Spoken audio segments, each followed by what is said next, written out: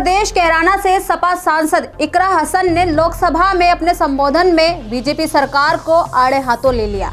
उन्होंने संबल हिंसा और अल्पसंख्यक अधिकारों के मुद्दे को जोरों शोरों से उठाया। दरअसल लोकसभा में भारत के संविधान की 75 वर्ष की गौरवशाली यात्रा पर चर्चा के दौरान समाजवादी पार्टी सांसद इकरा हसन ने संविधान निर्माताओं को धन्यवाद किया। साथ ही इकरा हसन ने कहा कि आज देश में पिछड़े, दलित, अल्पसंख्यकों के समुदाय को अपने संवैधानिक अधिकारों और आज़ादी की हिफाजत के लिए हर रोज मुश्किलों का सामना करना पड़ रहा है। उन्होंने कहा कि आज हिंदुस्तान में देश के हर वर्ग को किसी न किसी चुनौती का सामना करना पड़ रहा है, मगर अल्पसंख्यक समुदाय, खास तौर पर जो मुसलमानों पर कहर टूट रहा है, वह किसी से छिपा नहीं है। ये लोग सिर्फ अपनी मजहबी धार्मिक पहचान की वजह से ही निशाने पर हैं। आप भी देखिए क्या कह रही हैं सपा सांसद इकरा हसन। धन्यवाद सभापति महोदय, आपने मुझे इस विशेष चर्चा पर बोलने का मौका दिया।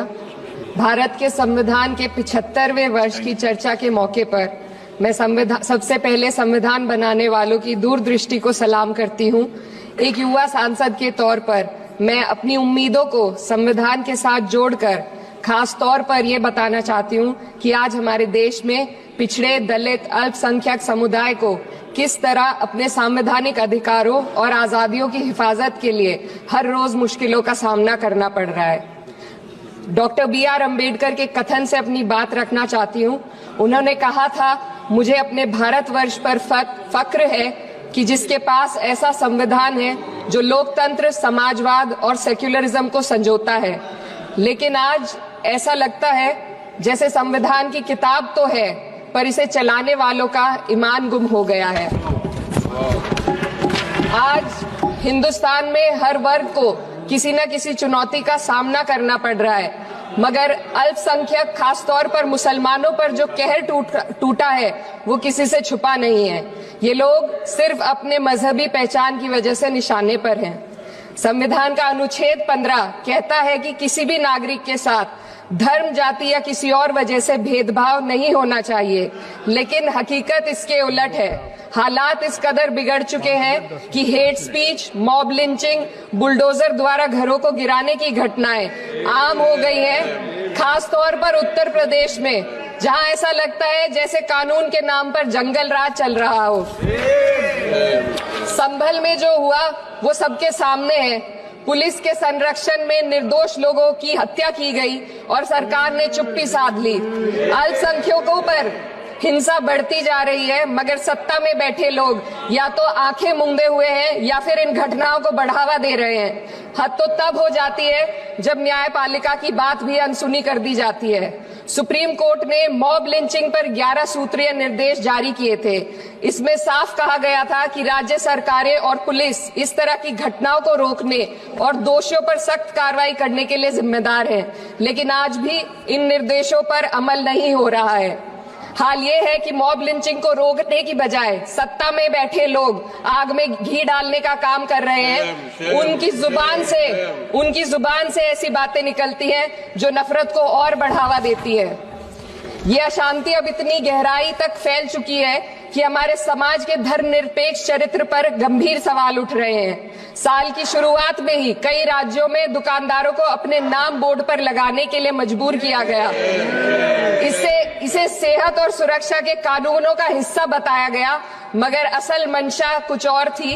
ये कदम खास तौर पर मुसलमान दुकानदारों को निशाना बनाकर उठाया गया ताकि उनकी रोजी रोटी पर चोट की जाए।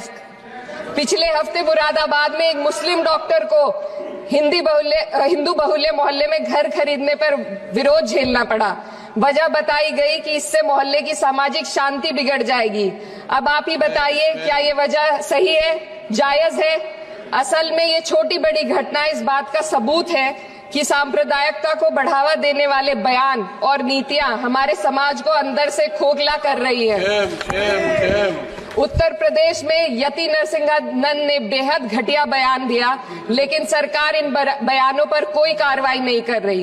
हेट स्पीच न केवल जनमानस के विचारों को प्रदूषित करती है, बल्कि इससे अब संवैधानिक पदों पर बैठे लोगों को भी प्रभावित कर दिया है। अभी हाल ही में माननीय उच्च न्यायालय इलाहाबाद के माननीय न्यायाधीश ने ऐसे बयान दिए जिसका संज्ञान खुद सुप्रीम कोर्ट को लेना पड़ा। संविधान के अनुच्छेद 29 और 30 ने अल्पसंख्यकों को उनके मजहबी और सांस्कृतिक हक दिए हैं ताकि वो अपनी पहचान को बचा सके और अपने संस्थान चला सके, लेकिन आज उन्हीं हकों पर हर तरफ से चोट की जा रही है। वक्फ जैसे बिल लाकर उनके धार्मिक अधिकारों को छीनने की कोशिश की जा रही है।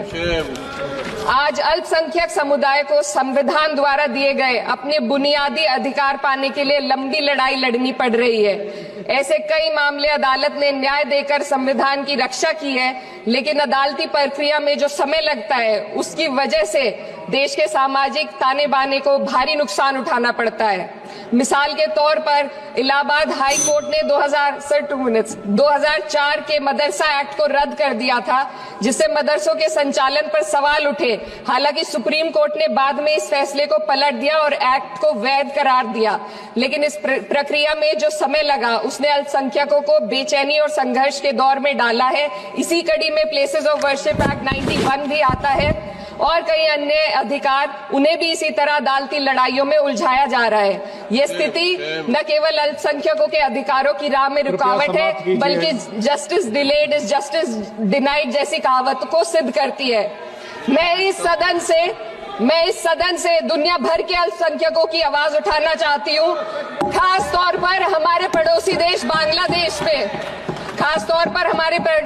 बांग्लादेश में अल्पसंख्यकों के साथ जो हो रहा है वे दिल को गहरे तक चोट पहुंचाने वाला है। उनकी जान माल की हत्या की जा रही है। बांग्लादेश हो या हिंदुस्तान हो या कोई और देश, अल्पसंख्यकों की सुरक्षा, इज्जत और अधिकारों की हिफाजत हर सरकार की सबसे पहली जिम्मेदारी होनी चाहिए। मैं इस सदन से अपने देश के अल्पसंख्यकों के साथ बांग्लादेश के पीड़ित अल्पसंख्यकों की आवाज को एक साथ उठाना चाहती हूँ। ये वक्त की पुकार है कि हम सब मिलकर ये सुनिश्चित करें कि किसी भी इंसान को उसकी पहचान या मजहब के कारण डरकर जीने पर मजबूर ना होना पड़े। जहाँ हक छीने जाते हैं वहाँ अमन खो जाता है। ये बात हर सरकार को समझनी चाहिए। अगर हम सच में अपने संविधान का सम्मान करना चाहते हैं तो हमें नफरत और भेदभाव को खत्म करना होगा। हमें ये दिखाना होगा कि ये मुल्क हर वर्ग, हर जाति, हर धर्म और हर समुदाय का है, और जब तक ऐसा नहीं होगा तब तक संविधान की आत्मा सिसकती रहेगी। सर, अपनी बात को खत्म करते हुए मैं एक शेर अर्ज करना चाहती हूँ। ये दाग दाग उजाला, ये शब गजीदा शहर, वो इंतजार था जिसका, ये वो शहर तो नहीं। हमारे साथ जुड़े रहने के लिए सब्सक्राइब करें देश रोजाना के YouTube चैनल को और नई वीडियो की नोटिफिकेशन पाने के लिए बेल आइकन जरूर दबाएं। अगर आप ये वीडियो Facebook या Instagram पर देख रहे हैं तो पेज को लाइक और फॉलो जरूर करें और ज्यादा से ज्यादा शेयर करें।